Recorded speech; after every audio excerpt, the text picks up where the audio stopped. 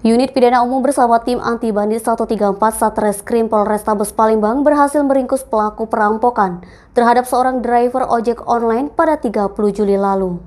Nur Priadi alias V, pelaku perampokan ini terpaksa dilumpuhkan di kedua kakinya dengan timah panas petugas lantaran mencoba melawan.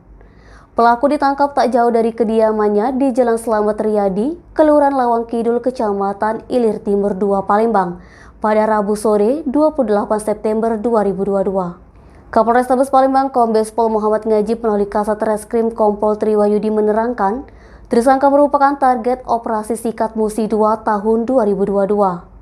Dalam upaya penangkapan, tersangka mencoba memberikan perlawanan kepada anggota reskrim kita sehingga terpaksa diberikan tindakan tegas kedua kaki tersangka.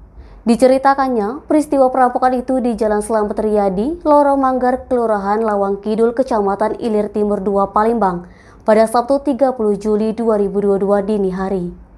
Korbannya driver ojek online Robin Bilgoni, 37 tahun, warga Jalan Mayor Zen, Kelurahan Secelinca, Kecamatan Kalidoni, Palembang.